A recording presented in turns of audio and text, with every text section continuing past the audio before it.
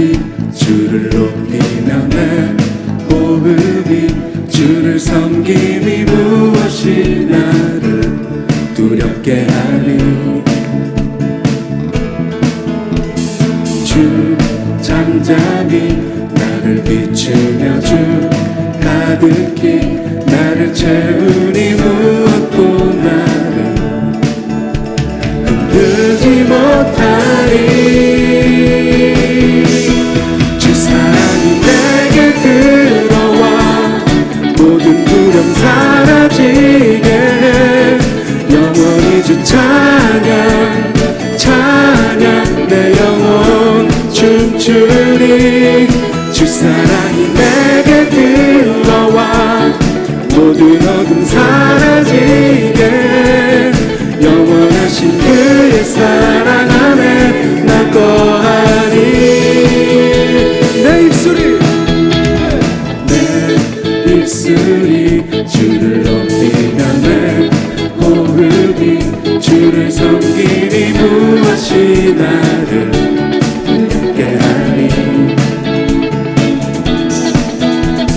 주 잠잠히 나를 비추며 주 가득히 나를 채우니 무엇도 나를 흔들지 못하리.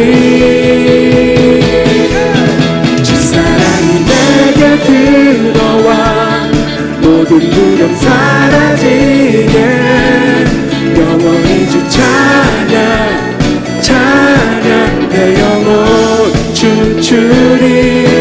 주 사랑이 내게 들어와 모든 어둠 사라지게 영원하신 그의 사랑 안에 나 거하리. 주 사랑이 내게 들어와 모든 두려움 사라지게 영원히 주 찬양 찬양 내 영혼 춤추리. 주 사랑이 내게 들어와 모든 어둠 사라지게 영원하신 그의 사랑 안에 나 거하리. 나 가진 것 없지만 내 안에 기쁨이 넘쳐 흐르네. 나 작은 자 같지만 내 안에 지는 땅을 비추리. 주 사랑이 내게 들어와 모든 두려움 사라지게 영원히 주 찬양 찬양 내 영혼 춤추리. 주 사랑이 내게 들어와 모든 어둠 사라지게 영원히 그의 사랑 안에 나 거하리. 주 사랑이 내게 들어와 모든 두려움 사라지게 영원히 주 찬양 찬양 내 영혼 춤추리. 주 사랑이 내게 들어와 모든 어둠 사라지게 영원하신 그의 사랑 안에 나 거하리.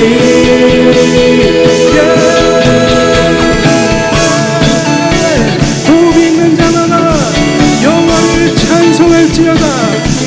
주님을 찬송함으로 우리 삶에 감사가 넘칠 것입니다. 우리 삶에 능력이 있을 것입니다.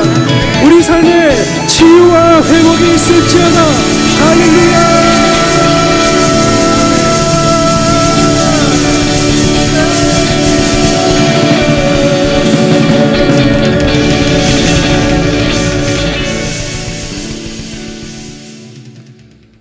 오늘 지난 시간에 이어서 심리적 관점의 꿈 해서 두 번째 시간을 좀 갖도록 하겠습니다. 조금 더 해야 될 것 같아서 오늘 다시 한번 이 말씀을 선택했습니다. 욥기 33장 13절에서 18절입니다. 지난번에 14절부터 읽었어요. 13절 읽겠습니다.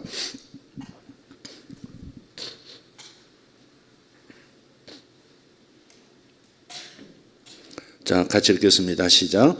하나님께서 사람의 말에 대답하지 않으신다 하여 어찌 하나님과 논쟁하겠느냐. 하나님은 한 번 말씀하시고 다시 말씀하시되 사람은 관심이 없도다. 사람이 침상에서 졸며 깊이 잠들 때에나 꿈에나 밤의 환상을 볼 때 그가 사람의 귀를 여시고 경고로서 두렵게 하시니 이는 사람에게 그의 행실을 버리게 하려 하심이며 사람의 교만을 막으려 하심이라. 그는 사람의 혼을 구덩이에 빠지지 않게 하시며 그 생명을 칼에 맞아 멸망하지 않게 하시느니라. 아멘.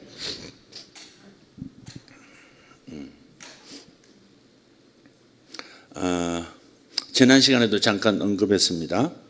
그 현대 심리학자의 아버지라고 불리는 그 프로이트가 꿈에 대해서 이렇게 표현합니다. 꿈은 무의식으로 들어가는 왕도다 그랬어요. 무의식으로 들어가는 왕도다. 맞습니다. 꿈은 마음의 창이고요. 마음을 읽어내는 도구입니다. 꿈이 아니고서는 다른 방법이 있는지 모르겠어요. 꿈이 아니고서는 무의식으로 들어가 볼 방법이 없어요. 사람의 내면에 무엇이 있는지, 무엇이 잠재되어 있는지, 어떤 쓰레기가 있는지, 어떤 악하고 해악된 것들이 있는지를 알 방법이 없습니다. 내 마음 나도 몰라요. 사람들이 많이 그러죠. 정말 알 수가 없습니다. 무의식적으로 행해지는 일들, 무의식적으로 벌어지는 일들이 너무 많아요. 그래서 우리가 무의식을 이해할 필요가 있는 겁니다. 근데 보통은 꿈에 관해서 인식을 어떻게 하느냐. 여전히 태몽이나 예언적인 꿈, 예지몽이죠. 혹은 기륭을 점치는 수단에 머물러 있는 것이 현실입니다. 세상 사람들, 아니 기독교인들조차도 이게 하나님께서 어떤 복을 주신다고 말씀하시는 거냐, 혹은 어떤 위험이 있다는 거냐, 이렇게만 생각하는 경향, 계시적으로만 생각하는 경향이 있다는 거예요. 앞날에 길하냐 흉하냐 이런 점치는 수준으로 전락해 있는 수준입니다.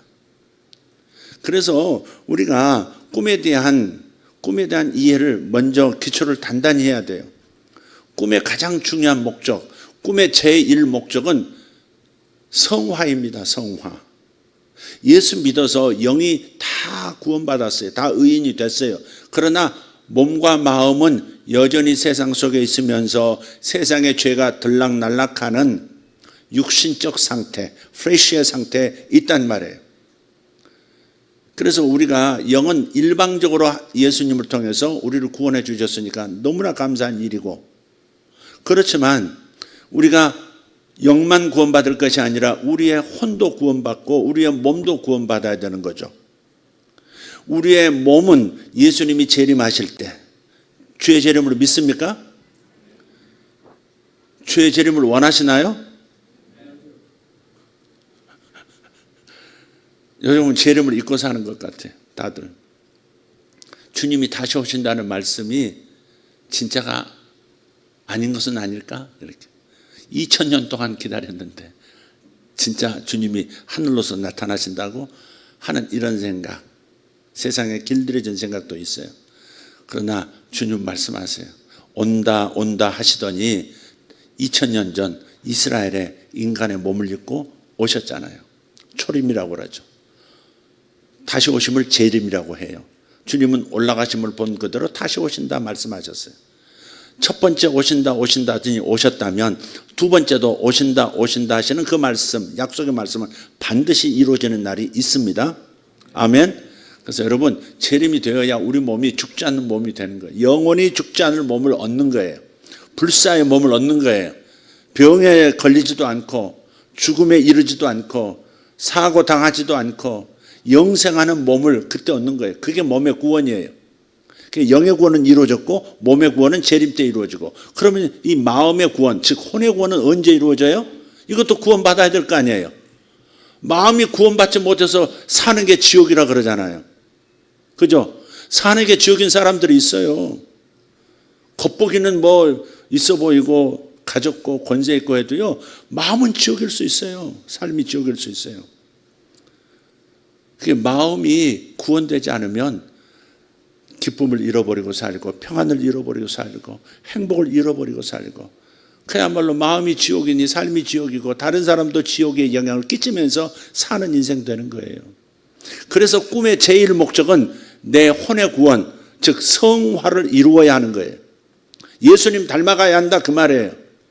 성화의 핵심은 예수님을 닮은 거예요. 닮아가는 거예요. 우리가 평생 노력해야 될 것 같고 평생 예수님 수준으로 변화되는 것은 사실상 우리가 경망되게 말해서는 예수님처럼 내가 될 수 있어 라고 말하는 것은 어렵죠. 그러나 예수님처럼 변화되어 가야 하는 것은 분명한 줄 믿습니다. 그래서 꿈의 제일 목적은 뭐라고요? 성화예요. 마음의 변화예요. 마음의 변화. 따라합시다. 마음의 변화.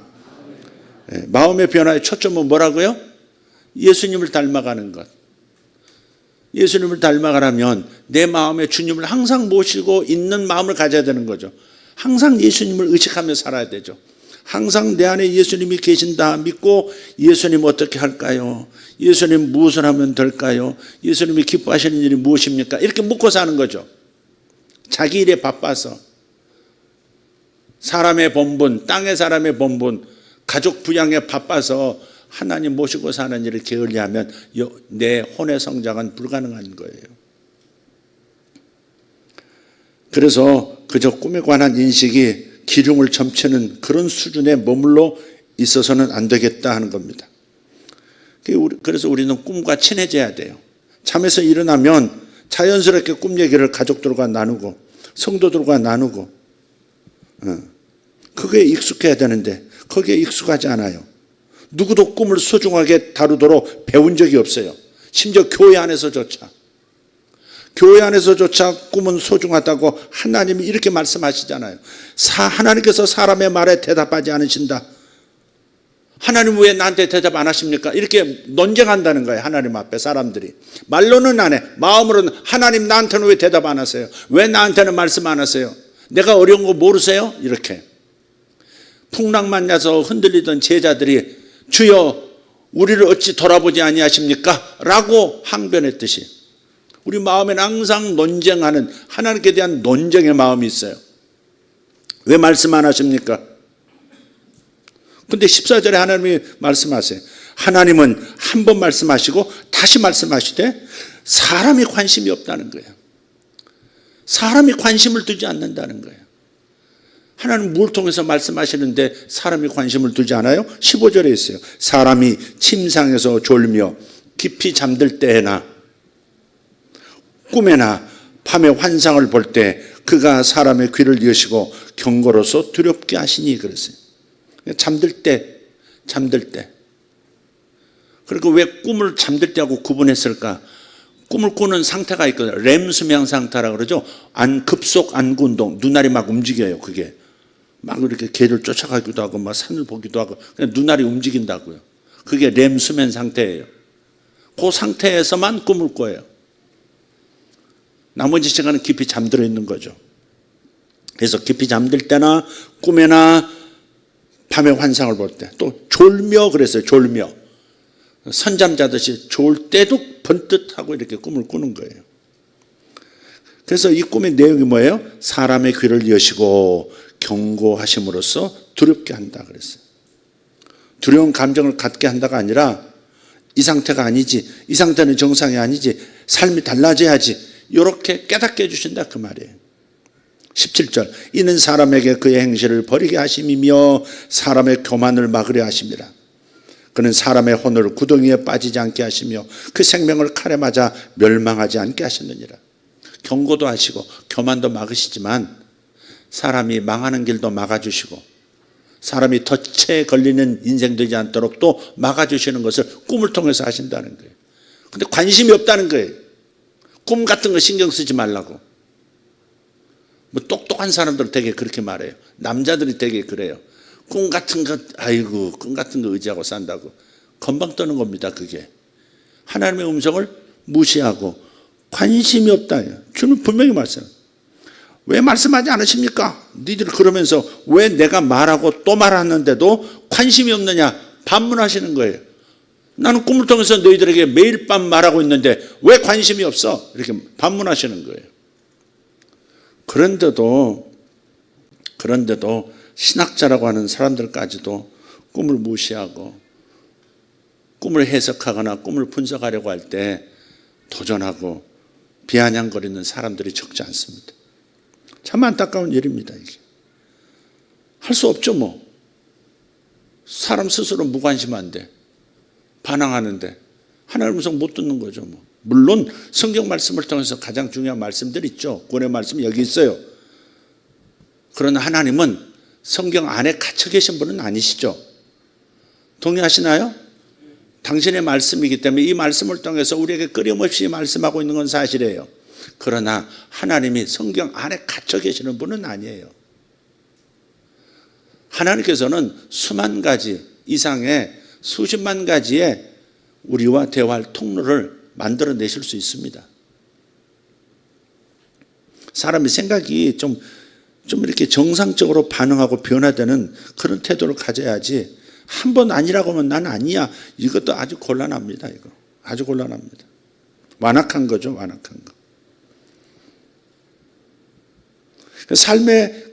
삶에서 가장 중요한 보물이 가까이 있었는데 황금을 발에 차 있는 돌뿌리 정도로 알고 살아온 격이 아닌가 싶어요.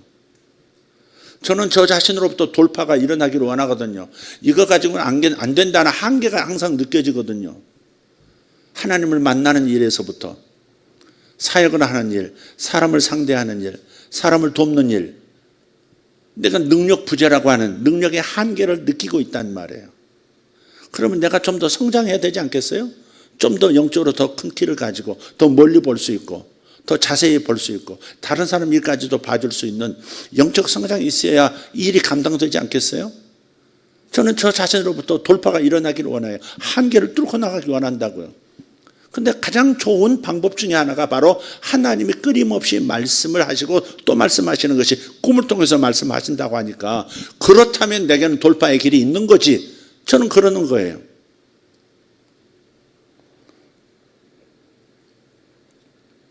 꿈을 다룬다고 해서 이상한 사람이라고 공격을 한다면 뭐 그건 그 사람 몫이지 뭐 어떡하겠습니까? 판단은 자유니까. 그러나 나는 하나님의 말씀에서 꿈을 통해서 말씀하시고 계신다는 이 사실 앞에서 저는 겸손하게 아멘하고 저 배우기 원합니다. 꿈을 통해서 하나님의 음성 듣기 원합니다. 저는 그러고 싶어요. 이게 더 낫지 않나요, 여러분? 이게 낫다고 생각해요. 꿈은 자신을 이해하는 데 매우 중요한 텍스트예요. 사람의 혼, 사람의 마음은 의식과 무의식 둘로 나눠져 있다고 일반적으로 말하죠. 심리학의 세계에서도 의식과 무의식으로 나눠져 있다고 말해요. 한번 그림을 한번 볼게요. 빙산의 일각이라고 하죠. 저 바다 해수면 위에 보이는 부분은 눈에 보이죠. 눈에 보이는 부분이에요. 그러나 바다 저 해수면 표면 아래에 있는 부분은 안 보여요. 근데 보이는 부분보다 같이 연결되어 있으면서도 같이 붙어 있는 이 아랫부분은 저 위에 있는 부분보다 훨씬 큰 거예요. 대부분 9분의 1로 10으로 나눈다면 10분의 1은 보이는 것이고 10분의 9는 보이지 않는다고 얘기하죠. 다른 것도 보세요. 위에 의식의 부분, 의식이라고 하고 아래를 무의식이라고 합시다. 잠재의식이라고 해도 좋아요. 무의식이 더 나을 것 같습니다. 저 윗부분도 모양이 다르지만 아랫부분은 더 달라요. 기괴하죠. 어떻게 보면 우리 무의식이 저렇게 기괴해요. 여러분 꿈을 들여다보면 기괴한 꿈들 많잖아요. 이 도저히 이해할 수 없는 꿈들이 나타나죠. 꿈의 언어란 게 그런 거예요. 기괴해요. 또 이것도 균형 잡혀 보이네요. 또 이건 뭐 그 끝을 알 수 없을 만큼 긴 기둥처럼 무의식이 되어 있는 거죠. 빙산의 아랫부분이에요. 또 자, 그런데 이게 사람의 얼굴 보이시죠? 사람의 마음이라고 하는 것이 두뇌와 연결된 그 마음이라는 기능이 저렇게 윗부분을 의식이라 하고 저 표면 아랫부분을 무의식이라고 한다 이 말이죠. 그러니까 무의식이라고 하는 것은 뭐냐? 무의식의 의미는 뭐냐? 쉽게 말하자면 마음에서 의식이 아닌 모든 부분은 무의식이라고 보면 돼요. 근데 의식보다 무의식이 훨씬 더 용량이 크다는 겁니다. 어떤 게 힘이 더 강해요? 보세요. 바람이 분다고 한번 생각해 보세요. 저 사람의 얼굴 저 오른쪽에서부터 왼쪽으로 바람이 불어요. 빙산을 저 오른쪽에서 왼쪽으로 밀고 싶어서 바람이 불어요. 그런데 요 아래 빙산 아랫부분이 더 큰 부분이 해류의 영향을 받아서 왼쪽에서 오른쪽으로 가고자 하면요. 아무리 바람이 오른쪽에서 왼쪽으로 불어도 저 빙산 덩어리는 오른쪽으로 가게 되어 있습니다. 그러니까 작심삼일이라는 얘기가 나오는 거예요. 아무리 결심을 의식선상에도 해도 무의식이 이거 안 돼 그러면요 안 되는 겁니다. 무의식이 노 하면 안 되는 거예요. 그러니까 사람이 자기의 무의식의 더 깊이 있는 더 방대한 정보를 가지고 있는 더 막강한 힘을 가지고 있는 자신의 무의식의 영역을 이해하고 저들과 친해지지 않으면 그러면 내 삶을 내 뜻대로 움직일 수가 없는 거예요.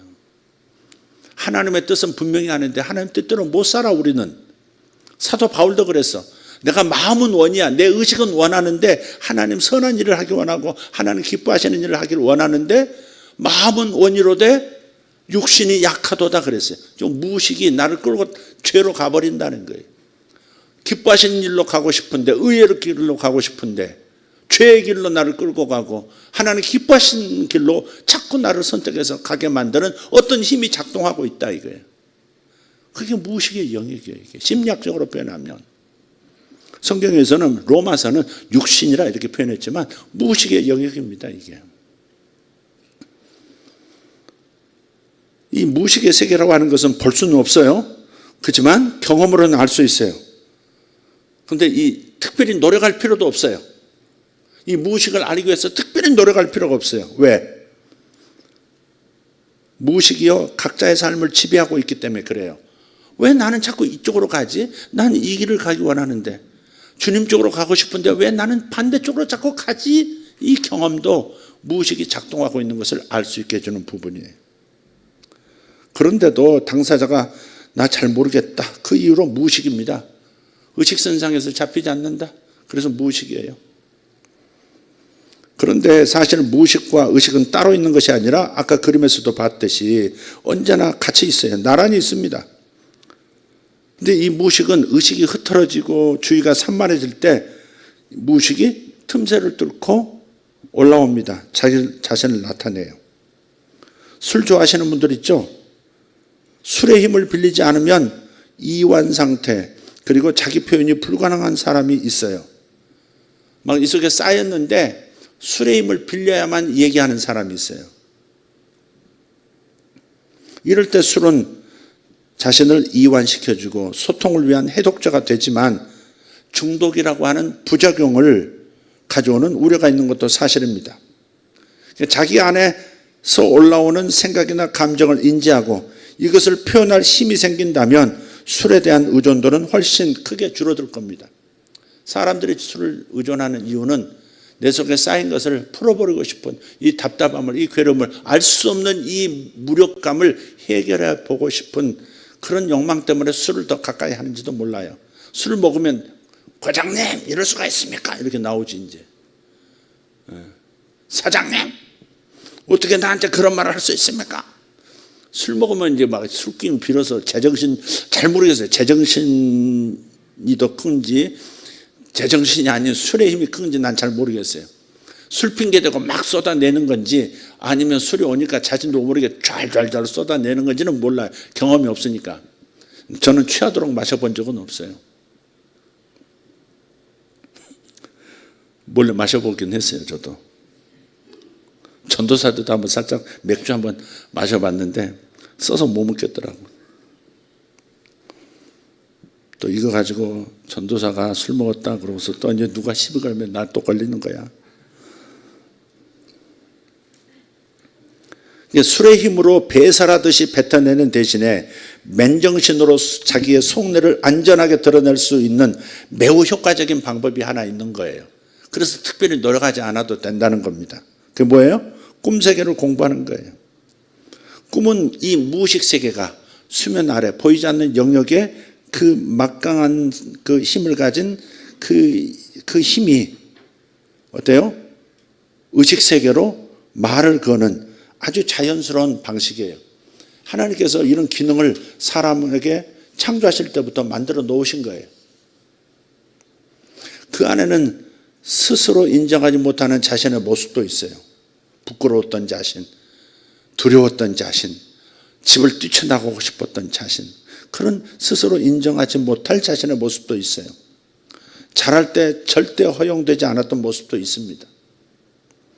또 집안이나 사회 규범에 따르느라고 억압된 부분도 있어요. 이렇게 하고 싶은데 못했어요. 아버지 앞에 큰 소리 치고 싶고 아버지 날 때리지 말아요 이러고 싶었지만 그랬다가는 난리가 나니까 억압한 그런 기억들, 그런 정보들도 안에 있어요. 그러나 무엇보다도 자기 자신을 발견하는 데 필요한 재료와 자원이 그 안에 있습니다. 또 이전에는 몰랐던 자신의 잠재된 가능성들을 발견해서 아주 창의적인 삶을 살아갈 수도 있습니다. 그걸 도와주거든요. 꿈과 친해지자 그렇게 말하면 종종 이런 대답이 들려옵니다. 아이고 목사님, 낮에 깨어있는 삶도 골치 아픈데 잠도 제대로 못 자게 꿈까지 들여다보라고요? 그런 노력 없이 무의식과 친해질 수 없습니다. 무의식을 들여다볼 수 없습니다. 어떤 목사님이 그전에 저한테 그런 말씀 하시다. 저는 꿈을 꾸지 않습니다 그러더라고. 자랑스럽게. 저는 꿈을 안 꿉니다. 근데 거기는 뉘앙스가 저는 꿈 같은 건 안 꿉니다. 이런 뉘앙스예요. 그래서 당신도 꿈 꿉니다. 꿈 꾸지 않으면 사람 미칩니다. 그랬어요. 실제로요.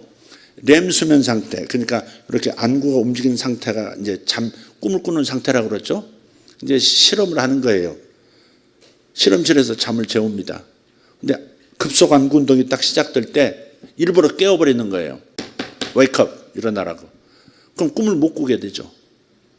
다시 하루 저녁 사람이 잘 때 6번에서 7번, 8번까지 급속 안구 운동이 있대요. 꿈을 꾸는 그 타이밍이 있어요. 근데 그때마다 깨워버리는 거예요. 근데 이 사람이 한 사흘 지나니까 낮에 깨어있는 상태에서 환각을 보고요. 이상하게 헛소리를 하고요. 미쳐가더래요. 실제로 그런 말도 있어요. 그 사실이 아닌지 모르지만 유튜브에 그런 게 떴더라고요. 미군 부대에서 잠을 안 재우는 꿈을 꿀 수 없게 만들어버려요. 잠은 재우는데 꿈을 못 꾸게 하는 그런 실험을 한 달 했는데요. 어떤 병사들이 집으로 퇴근해가지고 장교인데 총을 와서 가족을 다 죽여버린 거예요. 난살해버린 거예요. 그러니까 환각 증세가 생기고 미쳐버리는 거죠. 그게. 꿈을 꾸지 않는다고 하는 것은 그건 있을 수 없는 일. 사람 속에는 누구나 꿈을 꾸는 기능이 있는 거예요. 근데 꿈을 기억하지 못한다, 잘 기억하지 못한다가 정답이지 꿈을 안 꾼다가 맞는 얘기가 아니다 이 말이죠. 제가 그 비유를 든 것은.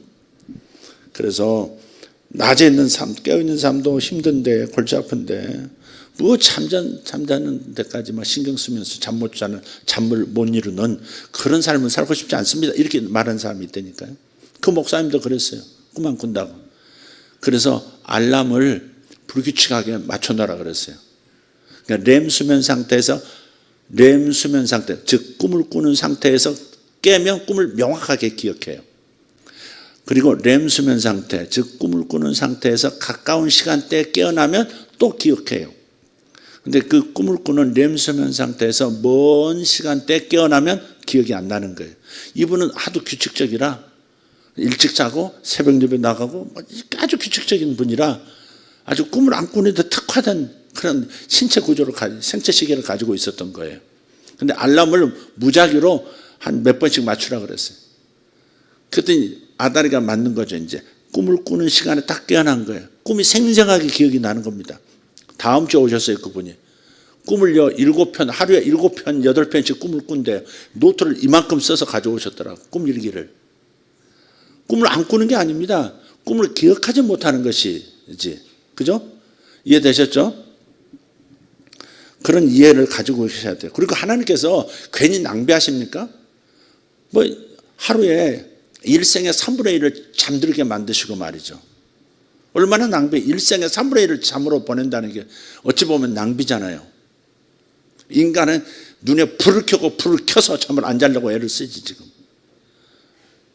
근데 그게 다 이 하나님의 자연의 섭리, 인간을 만드신 섭리를 어기고 있는 거예요. 그게 다.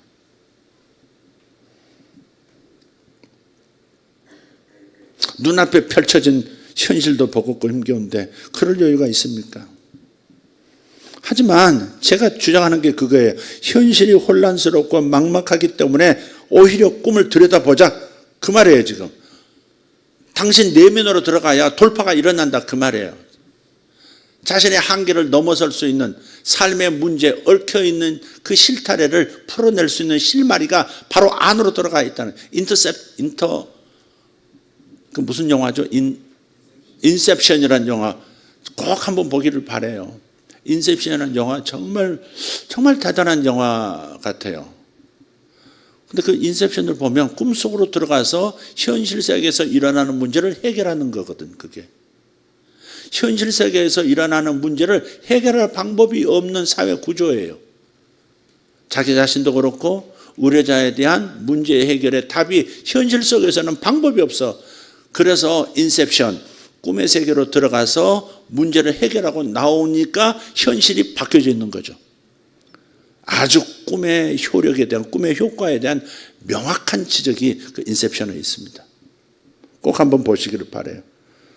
영화 보는 게 죄라고 생각하면 보지 마시고 또 영화 보고 또 악몽 꾸고 그러나. 자, 그래서 오늘 자주 꾸는 꿈 몇 가지와 그 상징적 의미를 한번 보려고 해요. 꿈을 꾸고 무슨 뜻이지 궁금해할 때 그 의미 파악에 도움이 되는 힌트를 몇 가지 좀 보도록 하겠습니다. 자주 꿈에 나타나는, 공통적으로 자주 나타나는 꿈의 어떤 상징을 몇 가지 얘기해 볼게요. 이가 빠지는 꿈이, 이가 빠졌어요 하는 게 있어요. 이가 빠졌어요. 어금니가, 윗니빨이 빠지면 아버지가 돌아가시고 아랫니빨이 빠지면 어머니가 돌아가시고, 한국 사람들은 그렇게 해석 주로 하죠. 그죠? 윗니빨이 빠지면 아버지가 돌아가시고 아랫니빨 빠지면 어머니가. 그거 어디서 나온, 그 꿈도 꿈 해석도 이제 통계인데 자주 그런 식으로 해석을 하다 보니까 그렇게 이제 확률이 좀 많아지는 모양입니다. 민간 해석이라는 게. 근데 이렇게 생각하셔야 돼요. 감당하지 못할 만큼 많은 일을 처리해야 하는 상황일까? 이걸 생각해 보셔야 돼요. 혹시 내가 내 수준으로 감당하지 못할 만큼 많은 일들을 처리해야 되는 상황 때문에 꾸어진 꿈일까를 생각해 보아야 돼요. 내가 이 많은 일들을 주어진 시간에 다 처리할 수 있을까? 이것은 자신감과 관련 있는 질문입니다. 네가 그 일을 할 수 있다 없다 능력에 관한 질문이 아니에요. 이게. 그래서 일을 줄이거나 우선순위를 정하거나 도움을 줄 사람을 찾아 나서야 하는 그런 꿈, 그런 요청의 꿈이 이가 빠지는 꿈이에요. 또 이런 꿈도 있어요. 사람이 죽어요. 꿈을 꾸면 사람이 죽어요. 이렇게. 내가 죽든 옆 사람이 죽든 자살을 하든 시체를 보든 죽음을 보는 꿈이면 커다란 성장과 변화가 있다는 표시입니다. 그 전에 한번 말씀을 드렸죠. 이것은 예언적인 꿈이면서 또 이러한 심리적인 꿈인데요. 공군 대령 부인께서 권사님이셨는지 저를 찾아오신 적이 있어요. 근데 자기 남편이 별을 달아야 되는 스타가 이제 심사가 지금 진행되고 있는데, 그래서 이제 그 기도를 받으러 우리 남편이 별 달까요 못 달까요 점치는 마음으로 온 거예요 지금. 별 달까요 못 달까요. 하가 어떻게 보니까 단다 그럴까 못 단다 그럴까. 그런 심리로 오면 가스라이팅 당하기 참 좋습니다. 그럴 때요, 별을 달 수 있겠는데 네가 좀 정성을 좀 바쳐야 되겠다. 그러면 돈 다 털어내놓는 겁니다. 그런 게 위험한 거죠. 그런 게. 그러니까 절대적인 의지를 하고 다가오면 안 되는 거죠. 근데 어쨌든 그분이 오셔서 제가 이렇게 물었어요. 오히려 반대로. 어젯밤 꿈을 하나 꾸지 않으셨어요? 이렇게 물었어요. 꿈을 꿨다는 거예요. 무슨 꿈입니까? 얘기했더니 자기 남편이 이 정복을 입고 군복을 입고 관 속에 들어가 누워있더래. 죽은 거예요, 남편이. 그래서 제가 빙긋이 웃으면서 그래서 어떻게 생각하세요? 그랬더니 우리 남편 별 못하는 거, 장군 못 되는 거죠. 목사님 죽었으니까 그러더라고요. 아닙니다. 축하드립니다. 당신 남편은 지금 대령으로 죽는 겁니다. 대령으로서 죽는다는 말은 별을 단다는 말이죠. 그 꿈을 꾸신 거예요. 그랬더니 환하게 웃고 가시더라고요. 일주일 뒤에 사흘 뒤인가? 일주일 뒤에 전화가 왔어요. 우리 남편 장군 됐어요. 할렐루야. 그래서 전화를 했더라고요. 그걸로 끝. 근데 전화로라도 땡큐 하면 감사하지. 얼마나 보고를 해주니까 좋죠. 그러니까 죽음을 보는 꿈이면 커다란 성장이나 변화가 있다는 표시가 된다. 그래서 깨어난 다음에 생각하셔요. 내가 급격하게 성장한 부분이 어느 부분이지? 기존의 이미지로는 변화하고 성장한 나의 모습을 표현하기 어려운 상황이기 때문에 그 이미지가 사라지는 것, 즉 죽음으로 표현을 해버리는 거예요. 너무나 급격한 변화가 일어났기 때문에 표현할 방법이 없으니까 나 뒤졌어? 그러고서 죽어버린 모습으로 나타나는 거예요. 그게. 네. 그 중에서도 자살이 가장 강력한 상징입니다. 왜냐?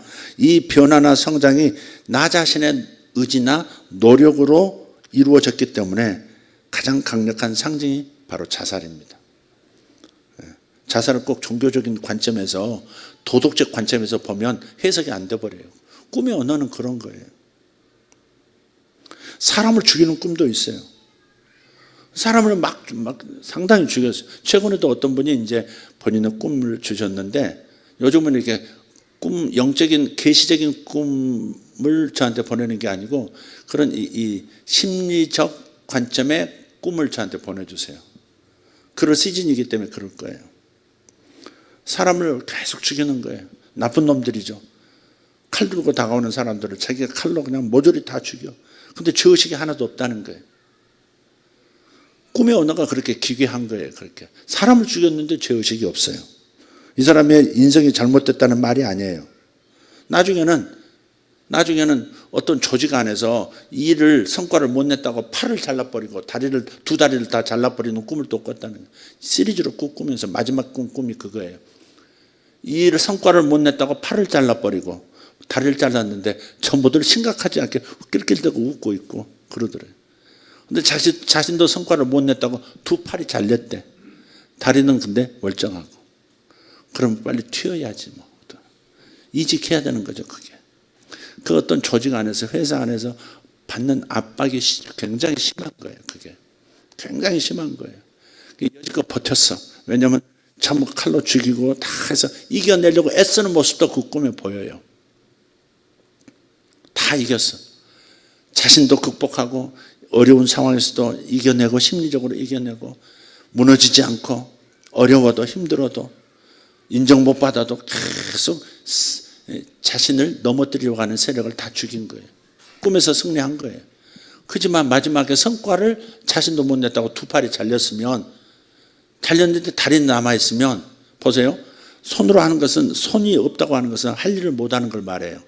다리가 없다는 것은 움직이지 못하게 되었다는 얘기를 말해요.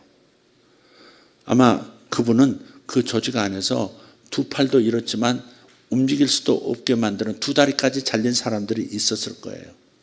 그런데 자신은 두 팔은 잘렸는데 분노도 느끼고 그리고 다리는 멀쩡해요. 그렇다면 건너가야지. 빨리 빠져나오는 게 중요한 거죠. 그러나 최종적으로 다시 물어야 돼요. 다리야, 넌 뭘 의미하니? 이렇게 물어야 돼요. 목적꿈이라는 얘기를 지난 시간에 말씀드렸죠. 그 상황에 대해서 변화를 가져오려면 목적 꿈을 꿔야 된다. 어떤 목적을 이루기 위한 의식적인 꿈을 꿔야 되겠다라고 마음 먹고 잠들으면 그 방향으로 꿈이 꿔져요. 그게 목적 꿈이에요. 짐승이 항상 쫓아오는 꿈을 꿨어요. 항상 두려워 벌벌 떨어요. 그런데 목적 꿈은 뭐예요? 더 이상 도망가지 않고 내가 너를 이겨먹을 거야. 난 도망가. 이런 꿈을 꾸려고 노력하는 거죠. 의지를 다지는 거죠. 그런데 처음엔 실패하다가 드디어 서너 번째에 꿈을 꿨는데 그 짐승을 자기가 잡아 죽인 거예요. 그 짐승을 다 갈겨가지고 조각내가지고 주변 사람들에게 나눠줘서 고기 구워먹는 파티를 연 거예요. 그때부터 그 사람은 자유가 와요. 마음에. 실제 현실에서 마음에 자신감도 생기고 누구에게 쫓기지도 않고 두려워지지도 않고 성격이 변해요. 담대한 성격으로 실제 변했어요. 그렇게 되는 거예요. 그게 바로 목적 꿈이에요. 그래서 꿈에게 말을 거는 기법이 있어요. 실제 심리학에서 꿈에게 말을 거는 거예요. 꿈의 상징에게 너 누구니? 이렇게. 너 누구니? 내가 뭘 하기 원하니? 이렇게 물을 수 있어요. 두 팔을 잃고 두 다리는 성성한 꿈속에서의 자신을 바라보고 너 이제 어떻게 하면 되는 거야? 어떻게 하라는 거야? 이렇게 물어보면 다시 꿈이 꾸어져요. 다시 꿈이 꾸어질 때 이동하라는 꿈을 꾸면 확증인 거예요. 이동하는 것이 너 자신에게 그 메시지를 무의식이 보내고 있다면 제가 무의식이라고 표현하지만 내 영에서 올라온다 표현해도 우리 신앙인이니까 기독교인이니까 영으로부터 메시지가 왔다. 즉 성령님으로부터 메시지가 왔다. 이렇게 표현해도 틀리지 않지만 지금은 심리적인 관점에서 보기 때문에 제가 무의식이라고 표현하는 거예요. 무의식이 하나님이란 얘기가 아니에요. 무의식이 내 영이란 말도 아니에요. 분명히 내 마음의 일부분이에요. 그러나 저 무의식은 이해할 수 없는 저 깊은 영역이기 때문에 영의 영역과도 맞닿아 있는 경계선이 모호한 부분이 있다는 걸 인정하자 이 말이죠. 이해되셨으면 아멘. 예, 한 번 더. 자, 시작. 한 번 더. 한 번 더. 한 번 더. 물어서 확증을 받으면 돼요. 아마 제가 생각하기에 그 형제는 다른 프로포즈를 받고 이동해야 될 가능성이 매우 많은 그런 형제입니다. 이동하시기를 바랍니다. 한 번 더 묻고 주님께 한 번 더 묻고 그러면 꿈에 또 한 번 나타날 거예요. 그게. 자, 또 이런 게 있어요. 똥을 못 넣어요. 이런 분이 있어요. 똥 얘기해서 미안합니다. 식사 다 지나갔으니까 똥을 못 넣어요. 볼 일은 급한데 화장실을 못 찾거나 화장실은 찾았는데 더러워서 들어갈 수가 없다. 또 혹은 들어가 앉았는데 문짝이 없어서 창피해서 그냥 나왔다. 그런 거. 어떤 이유에서든지 대소변을 보지 못하는 꿈을 꿨다면 스스로에게 자문해 보셔야 돼요. 내 안에서 올라오는 어떤 생각이나 감정도 내가 적절하게 표현하지 못하면 이렇게 마음의 변비가 걸리는 거예요. 배설을 못하는 상황이 있는 거예요. 내가 지금 뭔가 적절하게 표현을 못하는 거예요. 스트레스를 풀지도 못하고 있고 괴로움을 호소하지도 못하고 있고 해결책을 찾지도 못하고 있는 상태. 그래서 마음속에 변비가 생겨서 지금 볼일을 못 보고 있는 상황이다 하는 겁니다. 그래서 꿈을 다시 들여다보면서 내가 지금 이런 마음이 있구나 그렇게라고 이해하고요. 내 마음 속 사람의 그 상태를 인정해주고 이해해주면 그날 밤 시원하게 볼일 보는 꿈을 꾸게 될 겁니다. 실제로 그렇습니다. 너 알아들었구나 무의식이. 너 알아들었구나 내 메시지를. 그러면서 시원하게 이제 배설하는 꿈을 꾸게 되고 그러면 이제 내 의식도 변화가 되고 그러면서 내 삶에 실제로 그런 변화된 상황이 생기게 되는 거예요. 여러분 뭔가가 이렇게 정체가 돼서 더 이상 전진하도 못한 채 오랜 시간 기다리고 있다면 이런 꿈을 꾸기가 십상이에요. 그래서 여러분 꿈속에 들어가서 꿈을 변화시키는 꿈을 꾸도록 애써야 되는 거예요. 무서운 사람에게 쫓겨요. 예. 내가 변화를 거부하고 성장에 저항하고 있는 건가? 뭔가 직면해야 되는데 그 대면을 피하려고 끝없이 도망다는 일이 무엇인가? 이거 생각해 보셔야 돼요. 그러니까 꿈에서는 지금 더 이상 도망치지 말고 정면으로 바라볼 때다라고 꿈은 말해주고 있는 거예요. 그게 계속해서 무서운 사람에게 쫓기는 꿈을 꾸고 있는 거예요. 그래서 회피하던 문제를 깨어나서 내가 지금 회피하던 문제를 직시하면 스트레스를 주는 꿈 상황이 바뀌게 돼 있어요. 다른 꿈을 꾸게 돼 있어요. 그러면 실제 삶이 변해요. 제가 말씀을 드린 적이 있죠.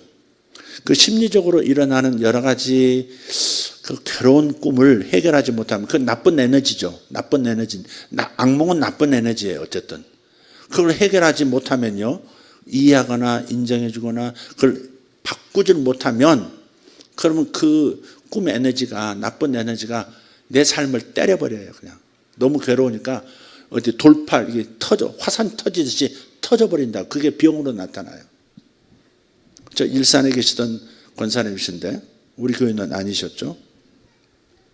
정기적으로 그 가족들이 저한테 기도도 받으시고 하셨던 분들인데 어느 날 그분이 전화를 저한테 하셨더라고요. 몇 년 만에. 목사님 제가 지금 암 수술하고 항암 치료를 받고 있습니다. 5번째 지금 받고 있습니다. 너무 힘이 들어서 목사님 꼭 한 번만 신방 와주시면 안 되겠습니까? 우리 교인도 신방 못하는데 어디 가냐. 그러다 너무 암이 걸리셨다잖아요. 그러니까 너무 힘드실 것 같아서 그래 갔어요. 갔더니 자기가 꿈 얘기를 하시더라고요. 제가 꿈에 큰 큰 고양이 한 마리가 자기 생식기를 꽉 물고 안 놔주더래요. 큰 고양이 꽉 물고 안 놔주더래요. 그래서 막 때려가지고 겨우 떼냈대요. 이상하다. 왜 이런 꿈이 꾸어지지? 근데 며칠 뒤에 이번에는 큰 개가 나타나서 또 그 장소를 또 꽉 물고 안 놔주더래요. 그래서 막 또 때렸대요. 때리고 막 저항했더니 며칠 전에 보았던 큰 고양이로 변하더래요. 왜 고양이에서 개로 변했을까? 왜 작은 동물에서 큰 동물로 변했을까? 그것도 여러분 생각해 보셔야 되는 거죠. 근데 하혈이 되더래. 피가 나오더래요. 갑자기. 그 동네 병원을 갔더니 뭐 염증 있는 모양입니다. 약 드시고 괜찮으실 거예요. 근데 계속 피가 나와. 다시 다른 병원을 갔더니 대학병원 가셔야 되겠습니다. 그래서 갔대요. 갔더니 이제 자궁암이었던 거예요. 수술하시고 항암을 5차까지 얼마나 고생하셨을까? 5차까지 항암 치료를.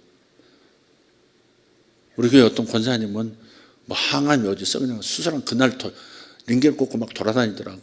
그래서 지금까지 10년, 15년이 됐는데 아무렇지도 않아. 17년 됐구나 이제. 처음 우리 교회 등록해가지고 암 환자가 돼가지고 수술을 받아가지고 신방 갔다니까 병원을. 참 희한하게도. 왜 여기 와서 알아? 그래가지고 그분이 어쨌든 그 수술 받은 날 그냥 링겔 꽂고요. 밀고 다 계속 돌아다니고 목사님 오셨어요? 할렐루야 그러더니 항암 치료는커녕 아무것도 안 하고 그대로 끝내서 너무 감사하죠. 그분은 5차 항까지 받았으니까. 그러니까 짐승이 동물이 이렇게 살을 파먹을 정도로 뭔가 이렇게 있으면 그 부분에 무슨 병이 진행되고 있을 가능성이 있는 겁니다, 여러분. 그러니까 여러분 그런 거 나쁜 에너지는 나쁜 일을 일으켜 버린다니까 실제로. 그러니까 여러분이 이 무의식이 보내는 호소를 잘 귀담아 듣고 잘 알아듣고 반응을 해야 돼요. 근데 이런 삶에 이런 넘기 어려운 문제에 부딪혔을 때 이렇게 내면에서 오히려 돌파구가 일어난다는 사실을 이걸 가르치지 않으면서 그저 말씀만 하고 경건만 하고 있는 동네가 정상적이냐 이 말이에요 이게. 하나님은 살아계신 분이고 실제 우리 삶을 돌보시고 우리 마음도 돌보시고 무의식도 돌보시고 내 육체도 돌보시는 분이신데 해결책을 주님께서 말씀하시고 또 말씀하시되 사람은 무심하게 여기는 이런 반응으로 일관했어야 되겠냐고요. 이성주의 만세예요. 이성주의 만세. 하나님은 우리에게 이성만 주신 건 아니죠. 이성 주신 거 감사하죠. 그래야 합리적으로 생각할 수 있고 분명하게 실수하지 않을 수 있는 이성을 주신 거 감사하죠. 그러나 하나님은 이성만 주신 게 아니거든요. 꿈이라는 기능도 주셨다고요. 왜 주셨을까 도대체 꿈이라는 기능을. 심지어 예수님조차도 꿈을 통해서 죽임당할 경우에 2번씩이나 살아나시고 피할 길을 내시고 다 그러셨잖아요.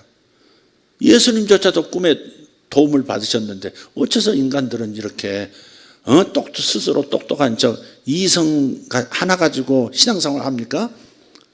이성 하나 두고 신앙생활 할 수 있어요? 꿈에서 뭘 봤습니다.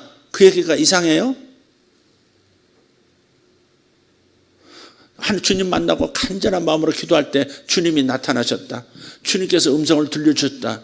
이런 신비가 없이 기독교가 어떻게 존속할 수 있어요? 성경으로 들어가 보세요. 신비로 가득 차 있어요. 신비주의자가 돼서는 안 되지만, 광신도가 되어서는 안 되지만, 치우쳐서는 안 되지만, 이성도 사용하고, 영성도 사용하고, 꿈도 사용하고, 성령의 은사도 사용하고, 그래서 삶을 더 나은 삶으로 만드는 것이 하나님 뜻 아니겠습니까? 왜 이렇게 사람들이 단세포적인지 모르겠어요. 자, 신발을 잃어버렸어요. 그런 꿈 많죠. 신발을 잃어버렸어요. 신발을 아무리 찾아도 없는 거예요. 그래서 맨발로 다니는 상황이 돼요.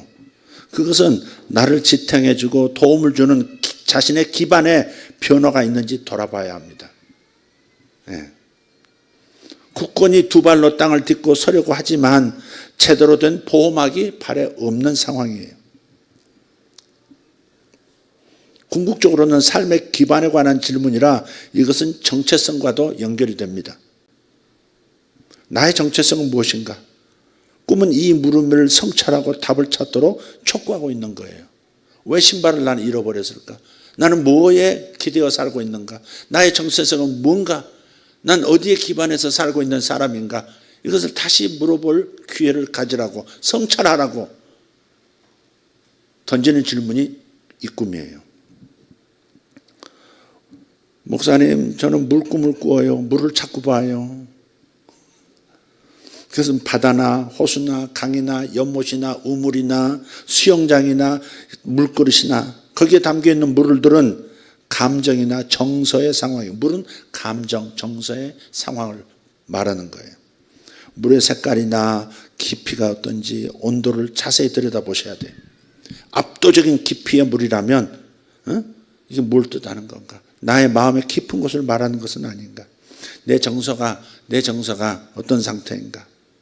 물에 빠져 허우적거리는가? 풍랑이 이르고 있는가? 홍수가 났는가? 고요하고 물표면이 아름답게 반짝이는가? 물이 탁한가?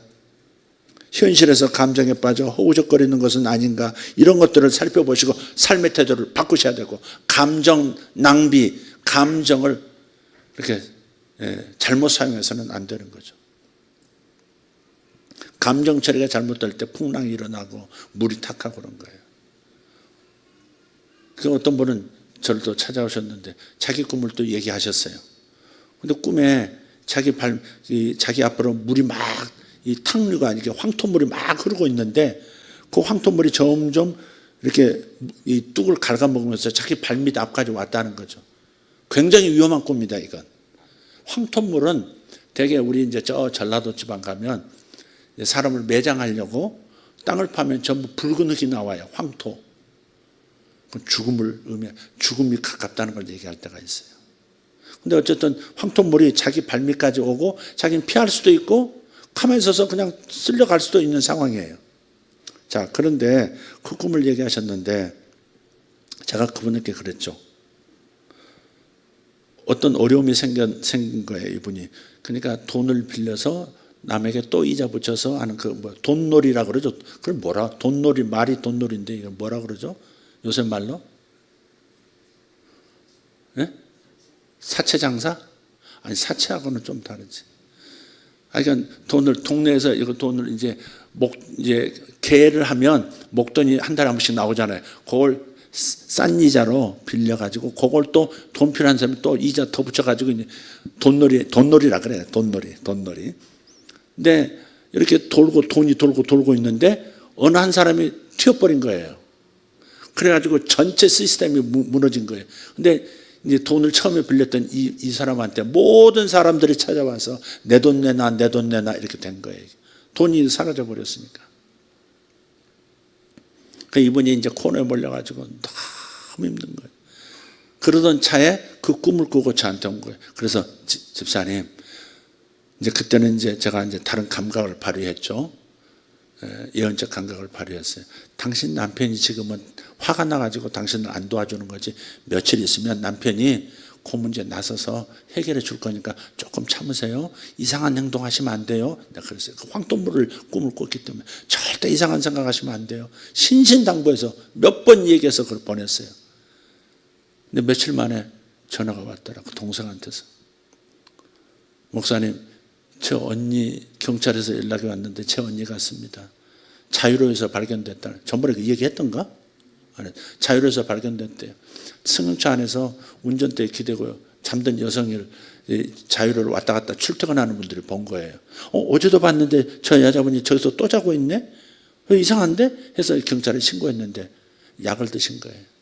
그래서 꺼내고 보니까 절반은 새까맣게 타고 햇빛에 계속 노출이 돼가지고 절반은 하얗고 굉장히 곱게 생기신 분인데 너무 안타깝더라고요. 그 황토물이 이렇게 발밑까지 왔다. 굉장히 위험한 상황이죠. 죽음을 생각하고 계셨던 거죠, 그게. 그래서 제가 절대 이상한 생각하지 마시고, 남편이 며칠만 기다리세요. 남편이 해결해 줄 거예요. 근데도 그냥 돌아가셔 버렸더라고. 그러니까 물은 감정, 정서를 말하고 있다. 이해되시면 아멘. 예. 집이 자꾸 나와요. 목사님, 저는요 자꾸 옛날에 살던 집이 보여요. 꿈만 꾸면 옛날 집이 보여요. 그런 분들이 있어요. 손 들어봐. 거기도 있구나. 아니, 여러 사람 그럴 거예요. 꼭 집을 봐. 아니면 어렸을 때 살았던 집을 보든지, 현재 살았던 집을 보든지, 과거에 살았던 어떤 집을 보든지 집이 자꾸 보이는 사람이 있어요. 집이 강조돼요. 근데 집 상태가 어떤지를 봐야 돼. 살펴야 돼. 왜냐? 내 영혼이 거주하는 자리가 집이죠. 내가 거주하는 곳이 집이에요. 그런데 꿈에서 집이 나왔다는 내 영혼이 거주하는 내 내면을 말하고 있는 거예요. 그게 집이에요. 그래서 건물 종류나 상태로 나의 상태를 알 수 있는 힌트가 되는 거예요. 내 무의식이 좋은 상태다, 나쁜 상태다 알 수 있어요. 또 육체적인 건강 상태를 가늠해 보는데도 좋은 실마리가 돼요. 페인트가 벗겨진 정도가 어느 정도인가, 대들보는 위험한가, 골조가 튼튼하게 보이는가, 잘 보존되어 있는가, 충분히 넓고 아늑한 집인가, 아니면 폐허처럼 황량해진 상태인가, 이걸 보셔야 돼요. 그걸 그대로 방치하면 나쁜 에너지예요. 그걸 방치하면 문제가 어느 때간 터져요. 그래서 그 꿈을 바꾸는 거죠. 좋은 집으로 바꾸셔야 돼요. 좋은 집, 튼튼한 집, 아름다운 집, 아늑한 집으로 바꾸는 꿈을 꾸려고 하셔야 돼요. 그럼 그것이 하나의 기도가 되어서 내 안에서 무엇이 예스, 이제부터 내가 이 나쁜 에너지를 긍정 에너지로 바꾸지. 거름더미에서 장미가 피어나듯이 나쁜 에너지가 좋은 에너지로 바뀌는 거예요. 그게. 또 이런 꿈도 있어요. 군대에 다시 오래요. 이런 꿈. 남자들에게 군대는 뭐예요? 통과 의례입니다. 특히 한국 남자들. 나이와 상관없어요. 한국 남성들에게 가장 흔한 악몽입니다. 군대에 다시 가야 되는 거. 무지무지한 악몽입니다. 네. 그래서 군대처럼 또 다른 통과 의례나 그에 상응하는 어떤 치열함이 필요한 시점이 아닌가 자문해 보셔야 돼요. 뭔가 또 새로운 일을 위해서 내가 어떤 테스트를 받아야 되는 어떤 에너지를 모아야 되는 그런 상황이 무엇인가를 살펴보면, 그럼 여러분 깨어나서 그 부분을 잘 처신할 수 있을 겁니다. 또 날아다녀요. 그래요. 날아다녀요. 창의적인 사람들이 이런 꿈을, 날아다니는 꿈을 많이 꿉니다. 인간이 새처럼 난다고 하는 건 뭐예요? 중력을 거스르는 거죠. 그죠? 심리적으로 중력처럼 작용하는 게 뭐예요? 사회적 인습이나 관습이나 회사 문화나 조직 문화예요. 그래서 나는 다른 걸 못해요. 그게 중력이에요. 그게 중력. 그래서 이 인습에서 자유로워지는 것은 발상의 전환이니까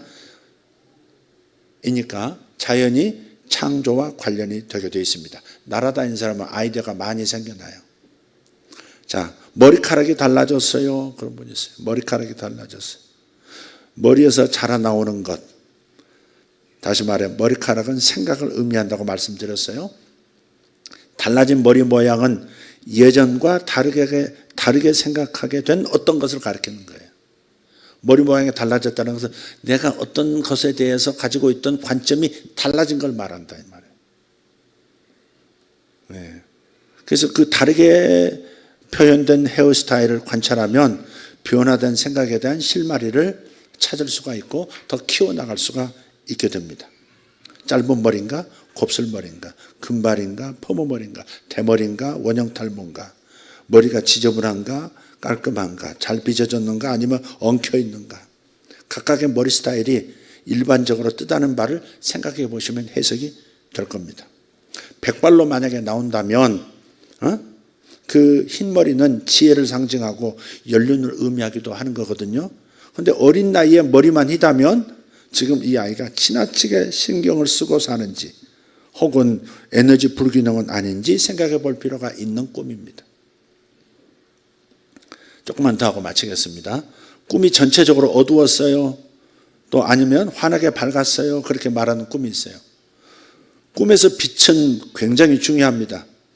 빛은 의식의 밝기를 나타내기 때문에 그렇습니다. 꿈이 제시하는 내용에 내 의식의 밝기가 어느 정도인지 가늠해 볼 수 있어요. 따라서 이 빛의 강도의 변화에도 주목할 필요가 있습니다. 잿빛이거나 흑암이거나 이렇게 어둡게 시작하다가 어느 시점부터 밝아질 수도 있고 반대로 밝아졌던 처음에 밝았는데 어두워질 수도 있어요. 그러니까 하나의 꿈 안에서 일어나는 이 빛의 변화는 꿈이 제시하는 문제에 관한 의식의 변화 속도를 가늠해보는 실마리가 될 수 있는 겁니다. 내가 지금 좋은 쪽으로 가고 있다. 내가 어두운 쪽으로 가고 있다. 내 의식이 밝아지고 있다. 이 예력이 지금 높아지고 있다. 아니면 반대다. 이걸 알 수 있어요. 빛의 강도에 따라서. 총을 든 사람이 쫓아오는 꿈도 있어요. 항상 총을 든 사람이 쫓아오는 꿈을 꾸는 사람. 왜 이런 꿈을 꾸는지 자신도 전혀 짐작이 가지 않는 꿈이었습니다. 근데 이상한 것은 총을 들고 쫓아오기만 하지 총을 쏘지는 않는 거예요. 총을 들고 쫓아오는데 총을 쏘지는 않아요. 이건 무슨 의미일까? 이것은 무서워하지 않아도 될 것을 무서워하고 있는 것을 보여주는 거예요. 건강에 대한 염려, 사업의 문제, 장래에 대한 불안감, 매사에 자신감의 결여, 어떤 과제나 일거리에 대해서 불필요한 불안감을 갖고 있을 때 나타나는 꿈 현상입니다. 처방은 이렇습니다. 다시 말하지만 의도적으로 목적 꿈을 꾸는 거예요. 도망가지 않고 죽일 테면 죽여봐라. 왜 총을 쏘진 않으니까. 죽일 테면 죽여봐라. 버티고 서 있으면 돼요. 그렇게 목적 꿈을 꾸도록 유도했어요. 그랬더니 그 꿈을 꾼 거예요. 그래, 난 안 도망갈 거야. 죽여. 이렇게 나갔는데 오히려 총을 든 사람이 슬금슬금 뒤로 물러서더니 사라져버렸어요. 꿈속에서. 이분에게 어떤 변화가 일어났을까? 매사에 자신이 없고 괜히 초조하고 불안해하던 성격이었어요. 근데 긍정적이고 적극적인 사람으로 완전히 변화가 된 거예요. 이 꿈이 분석되지 않았다면 그리고 처방이 없었다면 이분은 평생 동안 쓸데없는 걱정, 근심, 불안 속에서 늘 쫓기는 듯한 생활을 했을 겁니다. 실제 있었던 일입니다. 또 이런 꿈이 있어요. 차 시간, 시험 시간에 늦어서 조마조마한 꿈이에요. 기차나 버스 시간에 늦을까 봐 조마조마하면서 뛰어가는 꿈. 시험 공부를 전혀 하지 않았는데 갑자기 선생님이 시험 본다고 그래서 당황하는 꿈. 이런 종류의 꿈을 자주 꾸는 사람이 있었습니다. 이분은 당시 현재 생활에 자신이 없었던 거예요.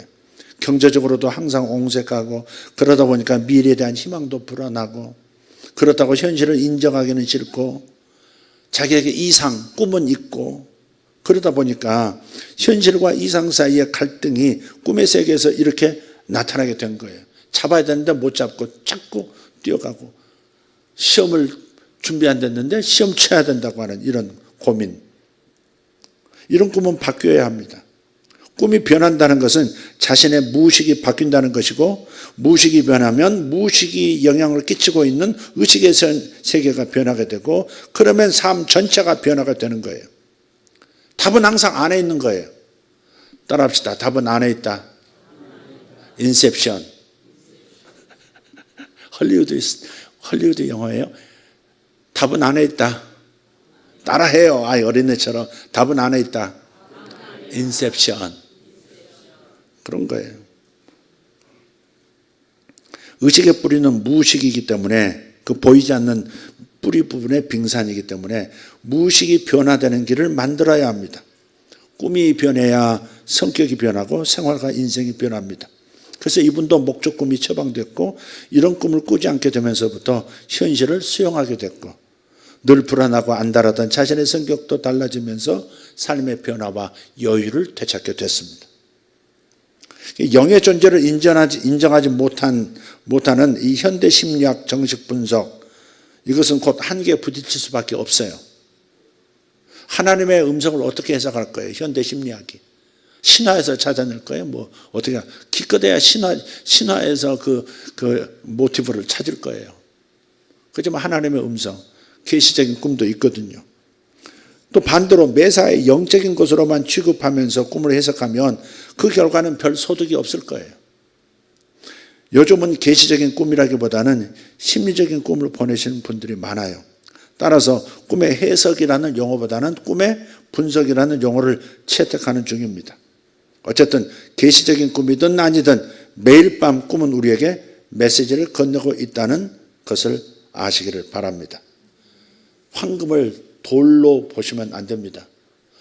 황금을 돌 보듯 하라, 그런 그렇게 이제 탐심에 잡히지 말라, 그런 말은 있는데, 여러분 밤마다 매일 전 내면에서 메시지를 보내고 있다면 가장 더 지혜로운 존재로부터, 심지어 내 무의식이 아니라 내 영 안에 계신 성령께서 보내준 메시지라면 여러분은 그걸 무시하고 산다면 황금을 돌로 취급한 거와 똑같다 이 말이죠.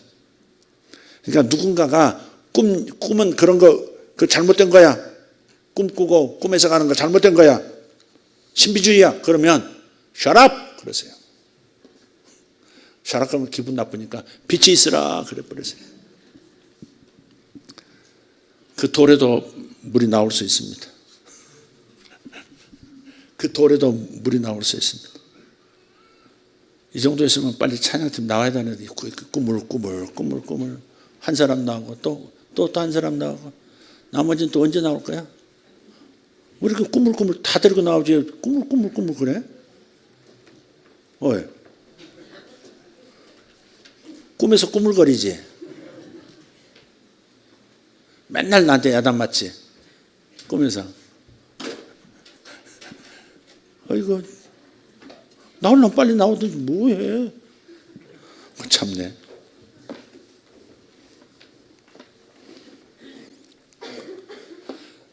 기도하겠습니다. 하나님 감사합니다. 오늘 또 심리적 관점의 꿈 해석을 통해서 어떻게 성화되고 변화되고 내 삶이 달라질 수 있는가에 대한 성경적 이해를 다시 찾아보았습니다. 하나님, 우리 성도들이 지혜가 있어서 이런 메시지에도 귀를 기울이고 적용하고 삶의 변화를 가져오는 성도들이니 너무 고맙습니다. 아버지 하나님, 세상 사람들 그리스도인이라고 하면서도 아버지 하나님, 이러한 하나님의 선물을 발로 걷어차버리고 가치 없게 여기고 그래서 혜택을 받지 못하는 그런 사람들, 그런 교회들도 적지 않습니다. 주여 긍휼히 여겨주시옵고 우리 모두가 하나님께서 이 말씀에 꿈을 꾸고 해석하게 된다, 그래서 하나님의 음성을 듣게 된다, 이렇게 말씀하셨사오니 아버지 하나님, 개꿈 같아도 내가 해석하지 못할 뿐 그것은 의미가 있어라고 생각하는 태도를 갖게 도와주시옵고, 그래서 반드시 작은 유익을 할지라도 건져내는 지혜로운 성도들 되게 하여 주시옵소서. 이 밤에도 꿈을 꾸게 하실 줄 믿습니다. 그 꿈을 통해서 내 속 사람이 뭐라고 말을 내게 건네는지, 심지어 계시적인 꿈이라면 하나님께서 내게 무엇을 말씀하고 계시는지 하는 깨닫고 반응하는 우리 성도들, 귀한 식구들 되게 하여 주시옵소서. 감사합니다. 예수님의 이름으로 기도합니다. 다 같이 일어나십시다. 일어나셔서 다시 한번 기도합니다.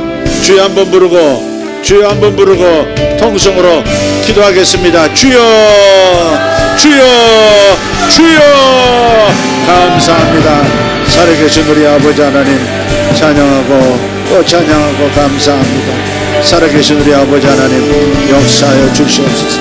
위대하신 하나님을 찬양합니다. 위대하신 하나님을 찬양합니다. 주여 우리를 도와서 하나님 저를 도우셔서 더 깊은 차원의 꿈을 꾸게 하시고 더 이해할 수 있는 꿈을, 더 나눌 수 있는 꿈을, 더 나를 변화시키는 꿈을 주여 전국을 정확하게 주님께서 해결에 답을 주시는 왕의 호를 내밀어 주시는 축복이 있게 하여 주시옵소서. 할렐루야. 주님 감사.